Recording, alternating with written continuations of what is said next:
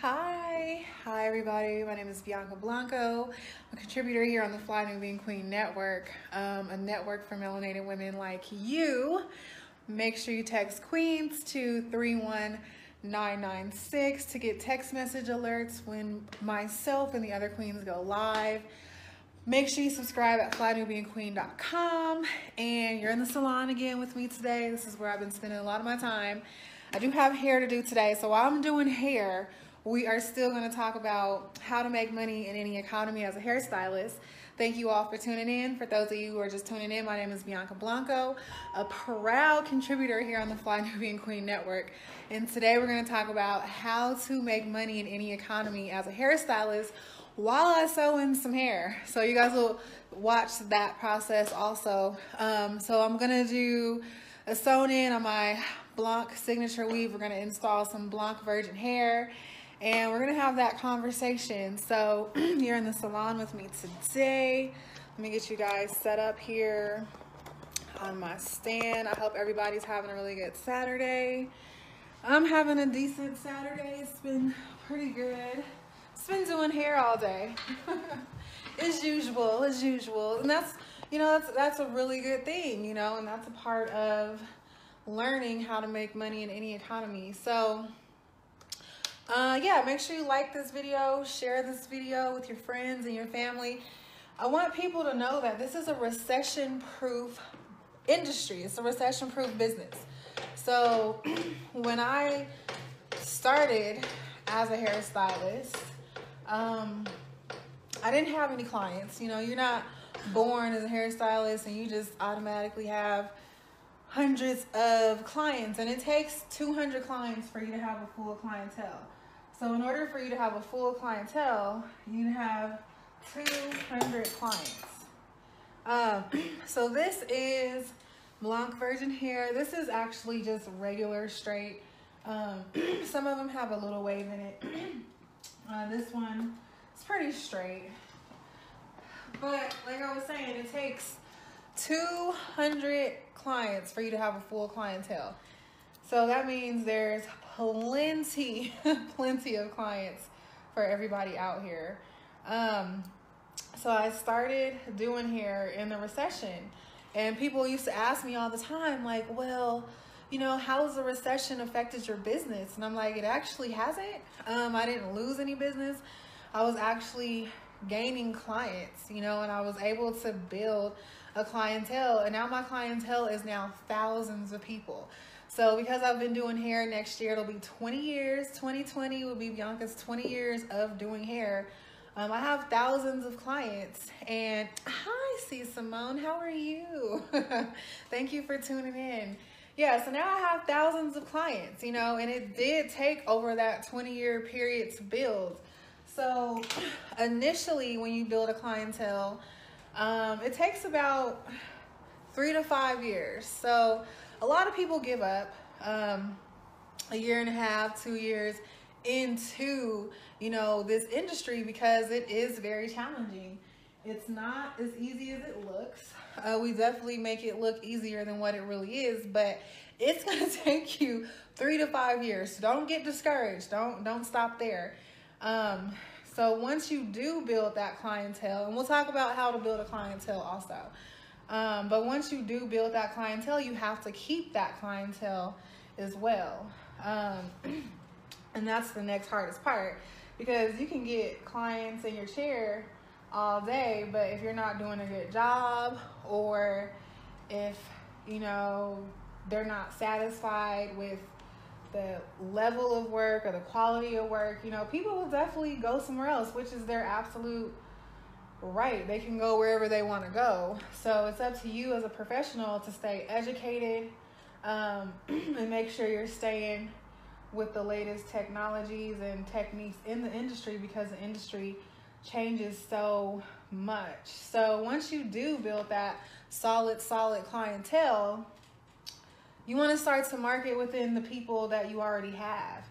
So once you get a good 150 people, even 50 people, you want to market to the people who are in your database, to the people who are ride or die for you as a stylist, because we all have people who love us personally. They love what we do personally. So you definitely want to market to those people that you already have. And staying educated. So the more services you have, this is number 2. This is number 2. The more services that you can offer people, the more money you can make. So if we're in a recession and you only offer, a limited amount of services, then people are going to go to other places that offer those services. So you definitely, hi Samara.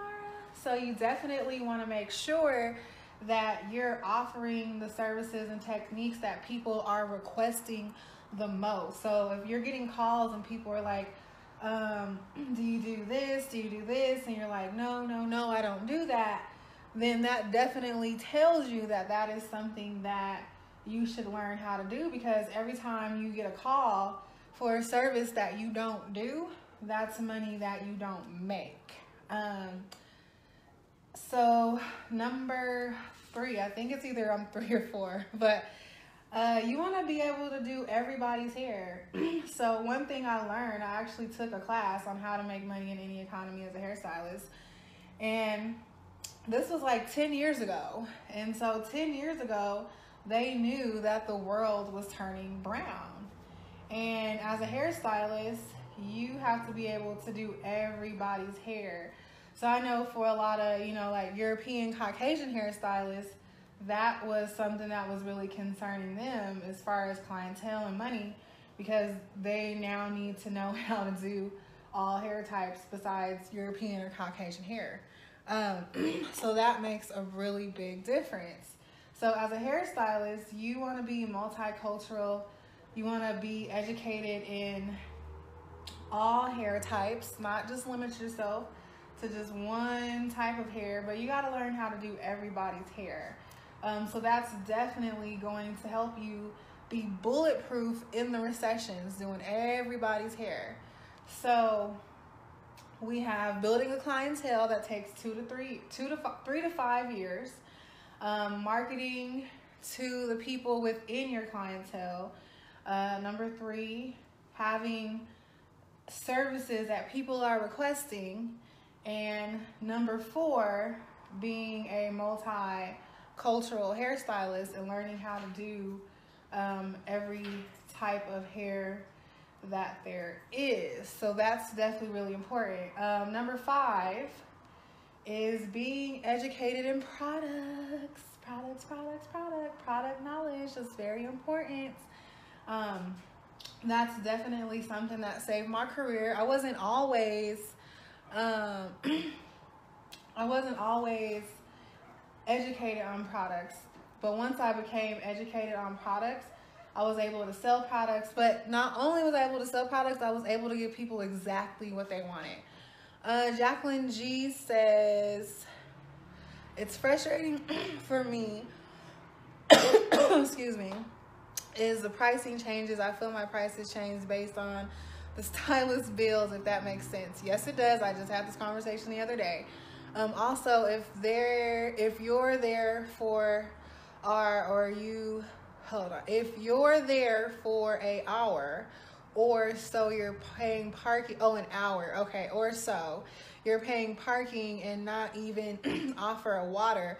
The business aspect is lacking in the Black community of stylists. My prices range from, and that's not small change, timeliness also. I definitely agree.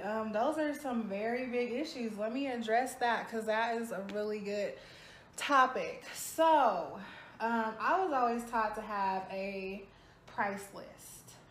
So that off top eliminates this whole, I'm going to charge you more because my bills are more. And yes, people do that. I actually had somebody do that to me that I was buying products for, and they felt the need to charge me more because of whatever reason they had, and I didn't appreciate that, so I definitely called them out on it. So as a client, what I would do is definitely ask to have every single service itemized. I definitely make sure that I itemize everybody's ticket, so that for both of our references, we can go back and say, okay, I charge you for this, I charge you for that, you got this service. And people we can both look at it, and people are like, oh, well, I paid my deposit. Yeah, you paid your deposit. Let me make sure I put that on there. Or, you know, and even if I miss a service to charge you for, I'm not even going to call you back and say, okay, well, I need to charge you for the service. Like, you have to make sure you're very thorough and upfront with your clients. And that's why it's a really good thing to get a consultation. So make sure you do consultations. That's really awesome. And then, yeah, if you're paying for parking, I definitely feel like at least have water for your clients. That's always been something that's really huge for me if people are here. And my salon location, we definitely have a lot of amenities here. So I will ask people, like, you know, if I'm going to get something, like if they want something, or they can, you know, grab a tea or a coffee. We have a cold pressed juice bar downstairs. So they definitely have the options for that. And then as far as the time, yeah, timeliness, that's definitely something that is learned how to schedule correctly. So I definitely had some really good mentors that showed me, I saw a few different aspects of how to schedule your clients properly. Don't push on me. And so one salon I worked at, the first black salon I worked, the second black salon I worked at was, you know, they get you in there, they shampoo your hair, condition you, put you under the dryer for 5 hours. Then you're just sitting and waiting. Because, you know, they were taught, like, once you get their hair wet and you get them under the dryer, like, then they're just kind of stuck, like they can't go anywhere. I never liked that. I don't like to have a lot of people backed up. And so then I worked with one of my mentors, and he made sure that he scheduled enough time to finish one client and work with another client. And so when you do that, you definitely have to charge more because you're doing less clients, but that's the reward for the client. So if you're paying more for a service, then you definitely have your time. And I think that's where a lot of stylists fall short, because they want to do like 10, 12 people a day because they're not charging a lot of money. And then they end up, you know, overbooking people and overlapping people, and people got stuff to do. So I definitely feel like that can be something that we learn together as a community. Like, you don't have to do everybody's hair, but let's make sure our stylists can pay their bills too, because a lot of stylists are mean and mad because they can't pay their bills because they're not making enough money. You know what I mean? I'm in Denver. And then what I will say too is, you know, like what used to get me in trouble, like what used to get me backed up with people, is I'd already be booked with appointments, and people would, you know, want to get in on my schedule, and I would be too nice. I'd be so nice, and I'd be like, yeah, you can come. And then the next thing I know, I got like 8 people, and then I got like 4 or 5 weaves, and I got people sitting up looking at me mad and upset and frustrated. Or people would cancel their appointments and they want to reschedule for certain days, and then I'd be like, okay, yeah, you can come. And then I'd already be busy and I'd already be booked.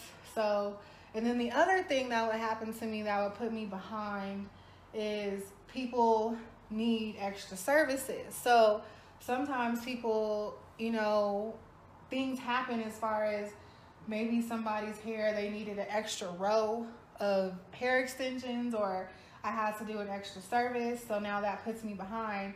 So I definitely have a packet that explains all of that, just in case you do have to wait, you know, or just in case I am running behind, just so that you understand that, just in case you might need an extra service or ask for an extra service. Because what I do is a lot of restoration work. So sometimes I'm not even sure of services that might occur. So I definitely agree that there needs to be the communication if you are not going to be running on time. Cecilia, I am located in Denver and I do weave natural hair. So she is totally natural. My beautiful lady in my chair, she's beautiful. She's totally natural, 100% natural hair. And today she's getting a Blanc signature weave with a frontal install. So she already has her frontal, and now we're sewing on the bundles, and she's braided into with our Blanc signature braiding pattern, which will last her about 5 or 6 months, even 7 months if she needed it to. Yep. Oh, thank you. I'm in Denver. I am in Denver, Colorado. So if you're just now tuning in, my name is Bianca Blanco. I'm a contributor here on the Fly Nubian Queen Network. I will be 6 p.m. Eastern Standard Time, Wednesday through Saturday. So you guys are going to catch me doing various things. I normally don't work on Saturdays, but I was really accommodating. I did take 30 days off, and we're going to talk about that too. We're going to talk about how you can take 30 days off as a stylist, because stylists don't get to have vacations. We don't get paid vacation. We don't get paid leave. We don't get none of that. But we still need a break. Like, we still need to, you know, recuperate and do all of that. So that ties into how to make money in any economy, because you need to know how to make money when you're not even at work. Like, you need to learn how to make money while you're sleeping. Oh yeah, I do, Jacqueline. I definitely do charge cancellation fees. I have my cancellation policies. And what I'll say is that the blackbusinessschool.com, I'm taking a class there. It's called How to Build a Bulletproof Business.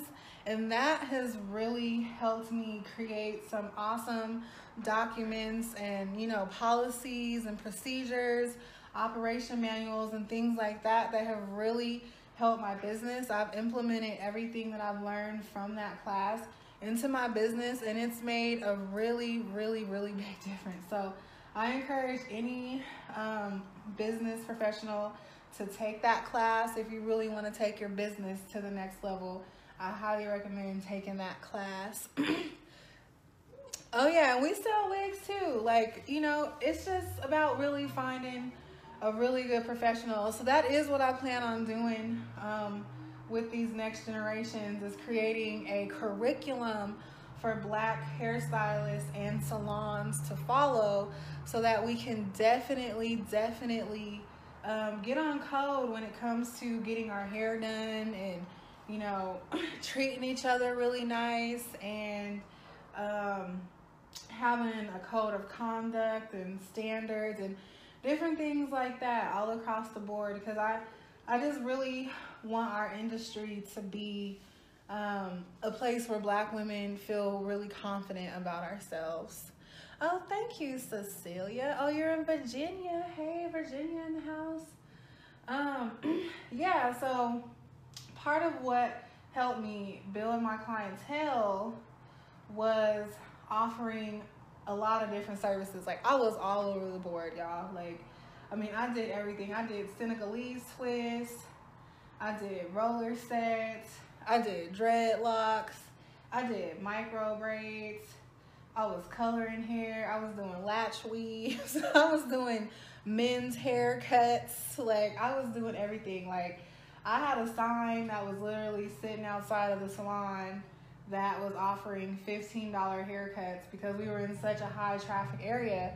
And I mean, I could easily make $200 a day just by sitting that sign right outside of the salon. So with this industry, like, you have to know that people are always going to need their hair done. And one thing is, like, during the recession, people wanted to look good. Don't push it.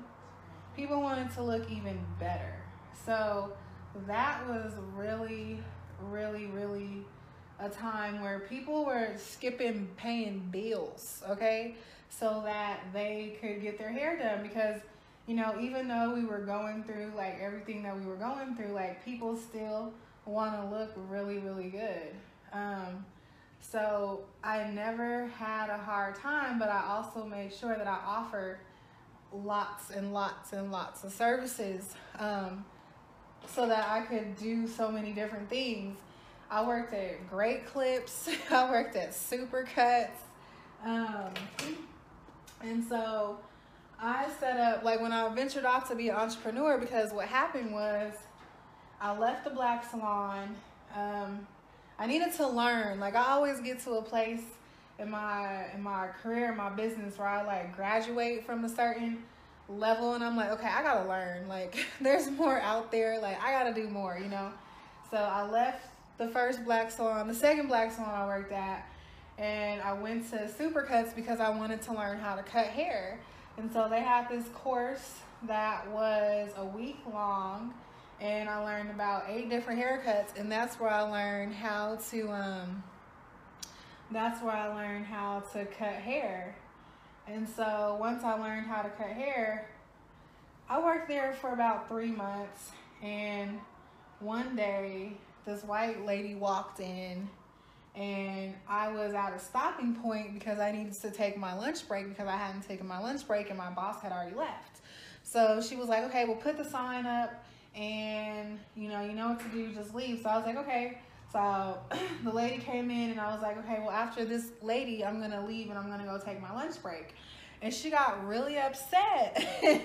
And she left and she came back and she was like, well, my ride already left, so I'm just gonna stay here. And I'm like, well, I'm leaving for lunch, but I'll be back in 30 minutes and then I can cut your hair. And so she stormed out of the Supercuts, and me and the other lady looked at her like, whatever. So the next day I was off. And then when I came back to work that Friday, my boss was there with her kids, and she wasn't supposed to be there. So I'm wondering, I'm like, why is she here? And she's like, well, we're going to have to suspend you. And I'm like, oh, okay. So they suspended me, and then they called me at like 3 o'clock that day, and they're like, well, we just decided we're going to let you go, and we're going to send you your check. So I was like, fine. So they FedExed me my check, so it got there really, really fast, and I started my first LLC, and I've been a business owner ever since, and I've never looked back. It was like the best thing they could have actually did was fire me. That was like the best thing they could have actually did. So my check was like $800 and something. So I took that check and I started to do a lot of research, and I went online and I created my LLC, my sales tax. I got all that stuff together, FEIN number, and I started my first company, which is called Star Styles, and I started off as a mobile hairstylist. Amen, Sister Cecilia, yes. And I started off as a hairstylist. So I was a mobile hairstylist. So then after that, I went online and I signed up to a bunch of like mobile hairstyling sites that were looking for people. And I just went online and just signed up everywhere I could. And then I created a menu for hair. So I went to all of the like elderly living facilities in my area, and I did interviews with the residents to see what services they would like. And so once I got a good amount of answers, I put together a price list, and then I set up a date to do a day of beauty. So for the day of beauty, I would come in and set up like a mini salon in their recreation room, and I would do hair like all day. So the first day I did it, I mean, I made like $250, and I was really excited about that. You know, so that's what I said. You have to have and offer a lot of different services. So me building a clientele was based off of me offering as many different services as I could. Because now you couldn't pay me enough to do micro braids. Like you'd have to pay me like $5,000 to do some micro braids. But back then, oh, I'm doing some micro braids. I'll be here all night. I'm doing a micro braid, I'm doing weaves, like I'm doing everything possible that I need to do. So that definitely helped me build my career, is offering a lot of different services, and then being able to be multicultural. So for me to get the training that I did at Supercuts, it allowed me to work at Great Clips.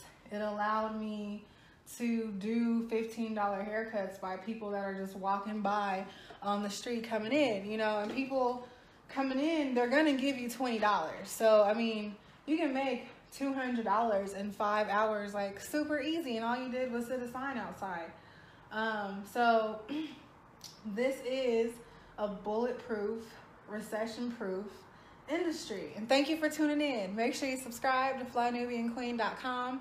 Make sure you visit FNQ. We got all kinds of good gear. Make sure you follow me on Instagram at Blanc, BLONC_virgin_hair. And make sure you shop blanchair.com, BLONCHAIR.com. Yeah, so how to make money in any economy as a hairstylist. So you want to build that clientele, which takes 3 to 5 years, and a really good way to build that clientele is to offer a number of different services. And then from there, you want to be able to do all hair types. You want to do everybody's hair who walks through those doors.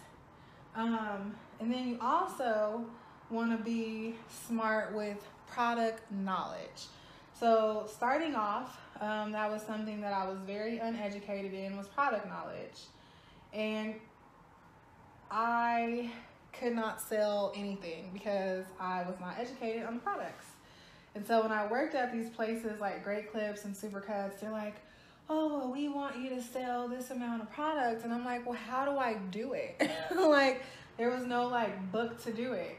So when I became a booth renter, and I was 21 when I became a booth renter, my mentor that owned the salon, he gave me some really good advice, which was to use Joico products, color, because I was using color, but I wasn't using Joico color, and I was already trained on Joico color. And so when I needed to find a color brand to use, he's like, well, you've already trained on that, so use that. I'm like, okay. And he's like, well, go online because they give you free education if you work for their company. So I went online and signed up, and then they emailed me back, and then they gave me a call, and I did an interview over the phone with my boss at the time. And then by the end of the call, she was flying me out to do my first class with Joico.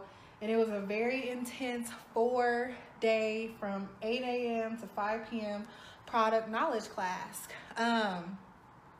And so that was the start of my knowledge, but it made sense. And it wasn't because they sold me on a product. It was because of the science and the technology inside of the product, which really made me respect the product. And then when I came back and I started applying the product to my clients, the results were the best results I have ever seen on anyone's hair. And I was hooked from then, and all my clients were hooked, and we're still hooked, and everybody's hair feels so good and hydrated. My lady today, her hair was so soft and it was so moisturized, and she's using the Joico products, and I'm so proud of her hair. Her curl pattern looks good. She's all natural. All right, Cecilia said, I have 3 daughters and I will give them your website. Oh, thank you, Cecilia. Yeah, and I'll be here every Wednesday through Saturday, so feel free to ask me questions. You can message me on Instagram. And you guys can also, you can message me on Instagram, so we can start from there. Leave stuff in the comments. And then Jacqueline said, if clients don't return, do you contact them to ask why, or just say, oh well, another will come? That's a good question. So there's a lot of reasons why people don't come back, and you can't take everything personal. You can't take everything personal, because sometimes it's not even about you. Sometimes people are going through things in their own personal life that they have to take care of. For me, usually when somebody has an issue with me, we usually try to work it out first, because I would prefer, if you have an issue with anything that I did or anything that I did not do, I want to make it right. I want to make it right. So I want to make sure you're happy. I want to make sure your hair is happy. That's all I care about. This is all I live for. I don't really have any other purpose but to be the best hairstylist, one of the best hairstylists in the world, educate my women, help them look beautiful and feel confident. So for me, I just want you to be happy. And if I can't make you happy as a stylist, then I will definitely refer you to other people that may be able to do something that I'm not able to do or to take on, or that might be a better fit. For example, I've changed my schedule last year, and this is not the first time that I've had to do this. So in order for me to go to the next level, sometimes, I have to change my schedule. I went from working 24/7, y'all. Like, I was open like 7-Eleven when I first started in my career. Like, I was at work sun up, sun down, odd hours in the morning, coming back odd hours in the morning. Like, I was just working like crazy. Like, it was off the chain. So when I changed my schedule because I got older and my body couldn't take working like that anymore, people were upset. People were very upset at the fact that I couldn't accommodate these crazy hours, but it just wasn't good for my health. And so I had to make those changes, and some people left because of that. And so, and there's been times, for example, where I get people in my chair who I have to grow their hair out because maybe their hair is severely damaged. And then, maybe we're not seeing eye to eye after I grow it back, and they have long luscious hair, and they might decide to do something else or go somewhere else. They open up a space for somebody else to come in and have me restore their hair and make their hair beautiful and give them the hair that they always wanted. So for me, I feel like, when people leave, that opens up another opportunity for me to love somebody else's hair. You know what I mean? I don't necessarily look at it as an opportunity like, oh, well, somebody else is going to come. No, I want to get somebody who needs my help in my chair. Like, I want somebody who has, just fed up and frustrated with their hair and they don't know what to do, and then they get a hold of me and I have that space available to do that for them, So for me, that's what's important. How does she take it off when she wants a different style? I take it off. Or actually, she takes it off herself because she helps me a lot. But she can style it a lot of different ways. I love the work you do. You're always sharing valuable information. Thank you, Teresa. I really appreciate it. I am on my way. You're amazing. Yes, Jacqueline. Thank you. So, yeah. So my best advice for people who, want to get in this industry is to, get your license first. You want to be licensed by your state. Build your clientele. And you guys have the internet now, so it's a lot easier to showcase your work, because when I wasn't as busy at work, it was a lot easier for me to do my hair all day and model it and do stuff like that. So I've now had to actually create the time to be able to do that. And so for some people, that might not work with their schedule. So, what I'm doing now online and on the internet, some of my clients might not be comfortable with my schedule, and they might have to find something that works for them. But I have to do what works for me, because I have to move to the next level. So there's been times where I've only worked 2 days a week, and that was a lot of what I had to do last year, was work 2 days a week. And sometimes that doesn't work for everybody's schedule, so they have to find another person to go to. And, there might be a day where I'm able to accommodate them. But where I'm trying to go in my career right now, like, I really have to buckle down with my schedule and my time, because I've already worked, those 100,000 hours in my 20s. So now I'm in my 30s. I'm not trying to do all that. Like, that's too much. So yeah, you guys been watching me sew as we have this conversation. And so I'm almost to the top of her head. And she's looking really good. Her hair is really nice and soft. Her scalp is really healthy, as you can see. She has a nice, healthy scalp. I've already applied her frontal. We did that. And then her styling is going to be really easy as soon as we're done. Deborah Wiggins said, "You are the bomb." Thank you, Deborah. Thank you. But yeah, I will be here Wednesday through Saturday at 6 p.m. Eastern Standard Time. It's 4 p.m. where I'm at. I'm in Denver. It's 4 p.m. So I'm just kind of on a stop, drop, and roll schedule, which means I'm going to just roll with whatever I'm doing at 4 p.m.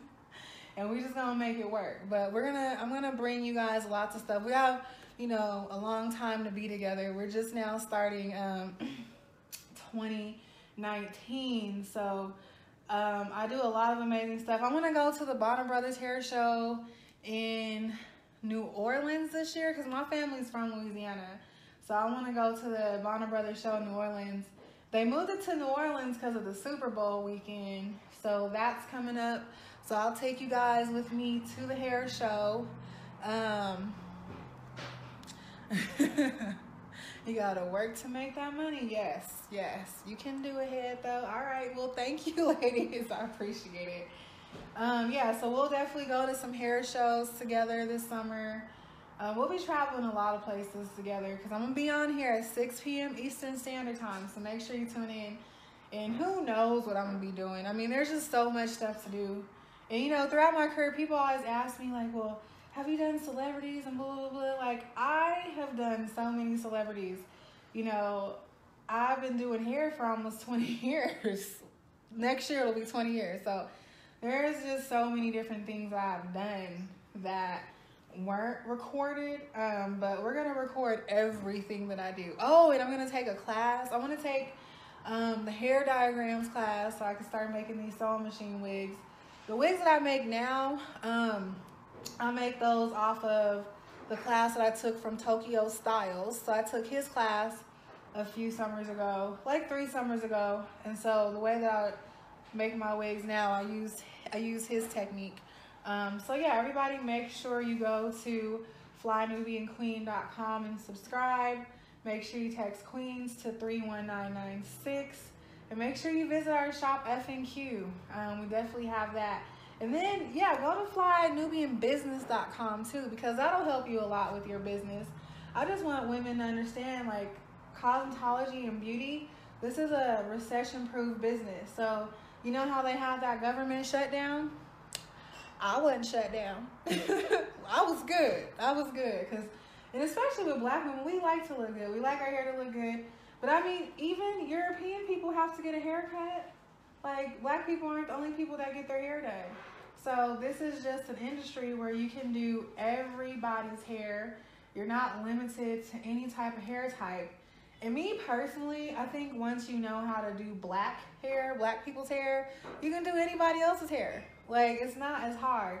What I will say is challenging is learning color techniques, cutting techniques. And once you get those down, once you take classes on a regular basis and you master your skill, then it's definitely a lot easier. It becomes fun. You definitely get in harmony with everything that you do. Because before I turned 30, I was ready to quit. I was so mad. I was just tired. I was tired. And so when I came into the salon space I'm at now, I was really happy. I worked so hard. I was working those crazy hours again, like 17-hour days every single day. And cause I had to, you know, pay for everything in here. And then by the middle of that year and the next year, I really felt like I was in harmony with my career. So I know, you know, those first 10 years can definitely seem challenging and hard and you want to give up, but just don't give up because eventually you'll be in harmony with everything that you do.